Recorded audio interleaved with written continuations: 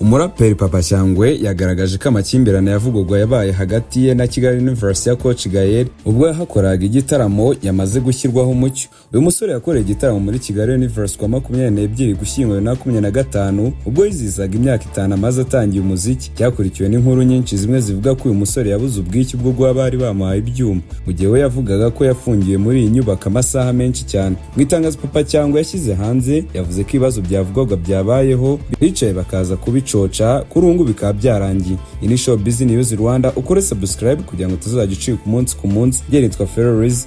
Iri tangazo rya Papa Cyangwe ryagiraga riti: nyuma y'inama y'ubwumvikane yabaye hagati ya Kigali University, Papa Cyangwe ndetse n'amatsinda yombi, turamenyesha itangazamakuru n'abaturage ko ikibazo giherutse kubaho cyatewe no kutumvikana no kudasobanukirwa hagati y'impande zombi ndetse na Kigali University cyakemutse burundu, kandi impande zose zageze ku bwumvikane bugamije gukomeza umubano mwiza w'akazi mu gihe kiri imbere.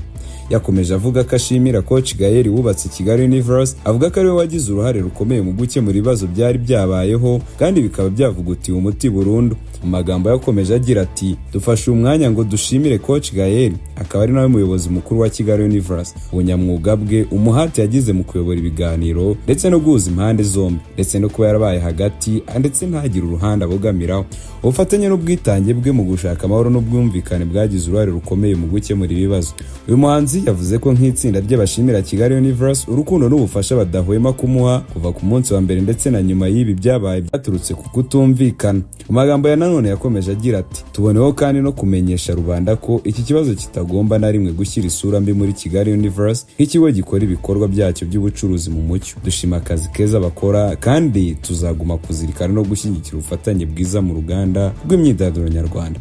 Ibingibi Papa Cyangwe yavuze bisa nk'ibihabanye cyane n'ibyo yari yatangaje, aho yavuze ko nta muhanzi n'umwe yakifuriza gukora igitaramo muri Kigali University ndetse ko nta muntu n'umwe yakongera kuhifuriza, ndetse nawe yavugaga yuko bibaye byiza atazongera no gusubirayo. Ariko ubu ngubu ibyo yagaragaje byose yavuze abigize impfabusa. Iyi ni show Business Rwanda, ukore subscribe kugira ngo tuzajya ucikwa umunsi ku munsi n'amakuru tugenda tubagezaho.